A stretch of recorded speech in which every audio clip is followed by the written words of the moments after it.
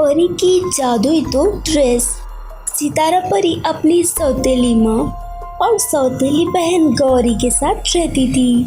सितारा परी के माँ पिताजी की मौत होने के बाद अब उसकी जिंदगी बद से भी बदतर हो गई थी, क्योंकि उसकी सौतेली माँ और गौरी उसे कभी चैन से जीने नहीं देती और हमेशा किसी न किसी बहाने से उसे परेशान किया करती। एक दिन गौरी स्कूल के लिए तैयार हो रही थी। माँ, मेरा लंच बॉक्स कहाँ है? आपने अभी तक नहीं दिया। वो मैंने सितारा परी को दिया था साफ करने के लिए, पता नहीं कहाँ मर गई होगी। तभी वहाँ सितारा परी आती है। मेरा लंच बॉक्स कहाँ है? वो दरअसल मैं लंच बॉक्स साफ कर रही थी तो वो अचानक से मेरे हाथों से टूट गया। मैंने जानबूझकर कुछ भी नहीं किया। क्या कहा तूने? लंच बॉक्स तोड़ा? तेरा होना हमारी जिंदगी में एक श्राप से कम नहीं है। तूने हमारी जिंदगी बर्बाद करके ही रखी हुई है। क्या करूँ मैं तेरा? माँ, आप इसकी क्लास बाद में लेना। फिलहाल मुझे स्कूल जाने के लिए लेट हो रहा है। अब मैं क्या करूँ? तू चिंता मत कर और स्कूल जा। ये पहले मार्केट से लंच बॉक्स लाएगी और उसके बाद खाना लेकर तेरे स्कूल जाएगी। पर माँ, गौरी का स्कूल तो बहुत दूर है, मैं उतनी दूर कैसे जा पाऊंगी? क्यों? जैसे खाना खाती है ना वैसे ही जाएगी। चल अब जल्दी कर और जाकर लंच बॉक्स लेकर आ। सितारा परी उदास होकर वहाँ से चली जाती है और सितारा परी का लंच बॉक्स लेकर खाना बनाने के बाद वह लेकर फिर स्कूल तरफ निकल जाती है। स्कूल तो बहुत ही दूर है, मुझे जल्दी जल्दी जाना होगा, वरना गौरी का लंच हो जाएगा और अगर उसे खाना नहीं मिला तो वो फिर से माँ से मेरी शिकायत करेगी। फिर सितारा परी टाइम पर स्कूल पहुंच चुकी थी। अच्छा हुआ तो टाइम पर आ गई है लेकर, वरना आज तो तेरी खैर ही नहीं थी। फिर सितारा परी वापस घर की तरफ निकल जाती है। यहीं पर थोड़ा आराम कर लेती हूँ क्योंकि अभी मैं बहुत थक चुकी हूँ। फिर वह वहीं पर एक पेड़ के नीचे बैठकर आराम करने लगती है। तभी अचानक उसकी आँख लग जाती है और वह सो जाती है। कुछ देर बाद जब उसकी आंखें खुलती हैं तो फिर देखती है कि उसके सामने जादुई सीढ़ियाँ थी। अरे, मेरे सोने से पहले तो यहाँ कोई सीढ़ियाँ नहीं थी, फिर अचानक से ये सीढ़ियाँ कहाँ से आ गईं? इन पर जाकर देखती हूँ। तभी वहाँ एक जादुई लहंगा घर प्रकट होता है। ये क्या? ये तो जादुई लहंगा घर है। ये कितना अच्छा लग रहा है, पर ये कहाँ से आया? दरअसल मुझे तुम्हारी माँ ने तुम्हारी मदद करने के लिए भेजा है। तुम बातें भी कर सकते हो? सच में क्या? तुम्हें मेरी माँ ने ही भेजा है? हाँ बिल्कुल, आज से तुम इसी लहंगे के घर में रह सकती हो और तुम्हें अपनी सौतेली माँ के पास जाने की भी कोई जरूरत नहीं। सच में? आप मेरी माँ को धन्यवाद कहना और ये भी कहना कि मैं उन्हें हमेशा याद करती हूँ। हाँ हाँ बिल्कुल। इसके बाद सितारा परी बहुत ही ज्यादा खुश होती है। सो फ्रेंड्स, अगर आपको ये कहानी अच्छी लगी हो तो वीडियो को लाइक कीजिए, चैनल को सब्सक्राइब कीजिए और हमें कमेंट करके ज़रूर बताएं कि आपको कहानी कैसी लगी। रानी परी की शादी का जादुई लहंगा। परीलोक में रानी परी की मृत्यु के बाद उनकी बेटी को परीलोक की रानी बना दिया जाता है।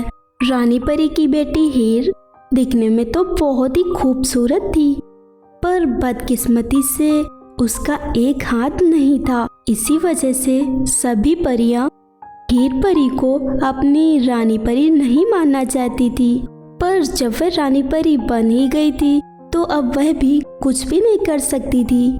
हीर परी का एक हाथ ना होने की वजह से उसे काफी प्रॉब्लम होती थी, जैसे कि खाना खाने में, कोई सामान उठाने में या फिर किसी के सामने आने में। एक दिन हीर परी अपनी दादी के पास जाती है। बेटा, अब तुम रानी परी बन ही चुकी हो तो तुम्हें सारी जिम्मेदारियां निभानी ही पड़ेंगी। भले ही तुम्हारा एक हाथ नहीं है पर फिर भी तुम बहुत कुछ कर सकती हो। तुम्हें अपने जीवन से निराश नहीं होना है। दादी, अब मैं किसी काम के लायक नहीं हूँ। आपको पता भी है पीठ पीछे परियां मेरे बारे में क्या बातें करती हैं। उनका कहना है कि मेरा एक हाथ नहीं है, इसी वजह से मुझे रानी परी भी नहीं बनना चाहिए था। बताइए अब मैं क्या करूँ? मैं जैसा कहती हूँ तुम वैसा ही करो, देखना सब ठीक हो जाएगा। हीर परी अपनी दादी के कहे अनुसार ही सारे कार्य करती है और फिर धीरे धीरे वह परीलोक की सारी जिम्मेदारियों को संभाल लेती है। एक दिन उसकी दादी उसे अपने पास बुलाती है। देखो, मैंने कहा था ना तुम सब संभाल लोगी। अब तो सभी परियां तुम्हारी तारीफ भी करती हैं। मुझे तुम्हें कुछ बताना है जो मैंने तुम्हें पहले कभी नहीं बताया, और वो ये है कि तुम्हारा एक हाथ ठीक हो सकता है। यहाँ से दक्षिण की तरफ तुम्हें एक फूलों का वन मिलेगा, वहीं तुम्हें एक जादुई ड्रेस मिलेगी। तुम उससे सच्चे मन से प्रार्थना करना और अपना हाथ ठीक होने के लिए कहना। वह जरूर तुम्हारा हाथ वापस ला देगी, पर वह जगह बहुत ही खतरनाक है, इसीलिए तुम्हें संभल कर जाना होगा। दादी, अगर मेरा हाथ अब ठीक ना भी हो फिर भी अब मुझे ज्यादा फर्क नहीं पड़ता, पर आप इतना कह रही हैं तो मैं कोशिश तो करके देखूंगी ही। तुम अभी जाने के लिए तैयार हो जाओ। हीर परी अपनी दादी के बताए हुए रास्ते पर जाती है और कुछ समय के बाद वह फूलों के वन में पहुंच जाती है। वह जादुई ड्रेस कहाँ होगी? मुझे ढूंढना पड़ेगा। वह उस जादुई ड्रेस को काफी खोजती है। काफी मुश्किलों का सामना करने के बाद आखिरकार उसे वह जादुई ड्रेस मिल ही जाती है और फिर उस जादुई ड्रेस को सारी बातें बताती है और काफी प्रार्थना भी करती है। ठीक है, मैं तुम्हारा हाथ वापस लाने के लिए तैयार हूँ, पर वह हाथ एक जादुई हाथ होगा, इसीलिए वह बहुत ही शक्तिशाली होगा। पर तुम कभी भी उस जादुई शक्ति का गलत के लिए इस्तेमाल मत करना। मैं आपके कहे अनुसार ही करूँगी। वह जादुई ड्रेस हीर परी का एक हाथ वापस ला देती है। अपने दोनों हाथों को देखकर हीर परी बहुत ही खुश होती है। सो फ्रेंड्स, अगर आपको ये कहानी अच्छी लगी हो तो वीडियो को लाइक कीजिए, चैनल को सब्सक्राइब कीजिए और हमें कमेंट करके ज़रूर बताएं कि आपको कहानी कैसी लगी।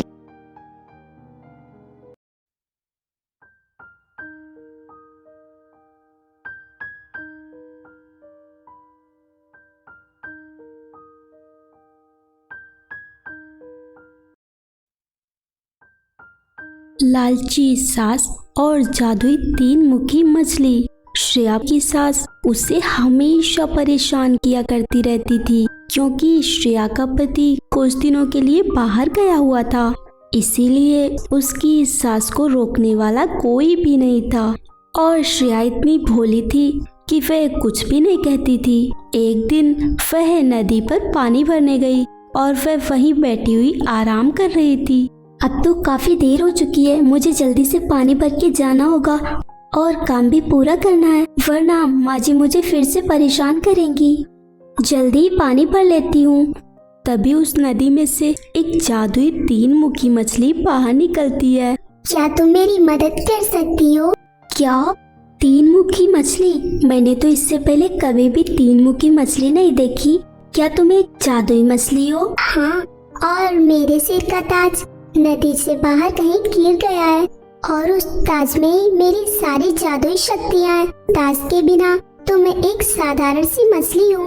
मैं बाहर नहीं निकल सकती क्योंकि अभी मेरे पास जादुई शक्तियाँ नहीं हैं। क्या तुम मेरा ताज ढूंढ कर ला सकती हो? हाँ, क्यों नहीं, मैं कोशिश करूँगी। फिर काफी कोशिशों के बाद श्रेया उस ताज को ढूंढ लेती है। ये लीजिए, ये रहा आपका ताज। तुम्हारा बहुत बहुत धन्यवाद। तुम तो इतने ईमानदार हो। अगर तुम चाहती तो उस ताज को लेकर यहाँ से भाग भी सकती थी, पर तुमने ऐसा नहीं किया।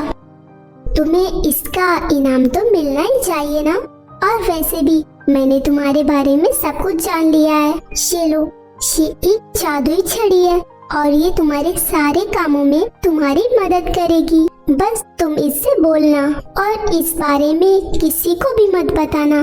ठीक है, मैं आपकी बातों का ध्यान रखूंगी। आपका बहुत बहुत धन्यवाद। पर अब तो काफी देर हो चुकी है और मेरा घर यहाँ से बहुत ही दूर है। अगर मैं जल्दी नहीं पहुँची तो माँ जी मुझ पर गुस्सा करेंगी। तुम चिंता मत करो, ये जादुई छड़ी तुम्हारे घर तक पहुँचा देगी। बस अपने मन में सोचो कि तुम अपने घर पर हो। श्रेया जैसे ही अपने मन में सोचती है कि वह अपने घर पर है, इतना सोचते ही जैसे ही वह अपनी आंखें खोलती है, तो वह अपने घर पर थी। उस जादुई छड़ी की मदद से श्रेया परी की जिंदगी काफी आसान हो जाती है। इसी तरह से काफी समय बीत जाता है। एक दिन उसकी सास उसे जादुई छड़ी से जादू करते हुए देख लेती है। उसे काफी आश्चर्य होता है। वह श्रेया के कमरे में जाती है। क्या हो रहा है ये सब?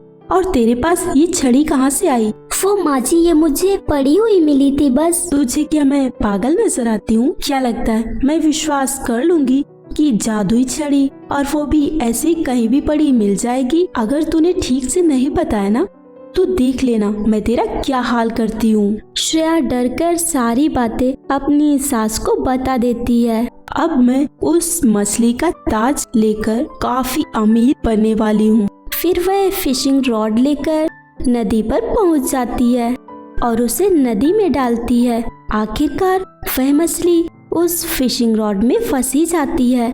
सुन मछली, अगर तूने मुझे अपना ताज नहीं दिया तो तू अपनी जान से हाथ धो बैठेगी। तो वही है ना जो श्रेया को इतना परेशान करती है। तुझे इसकी सजा तो मिलनी ही चाहिए।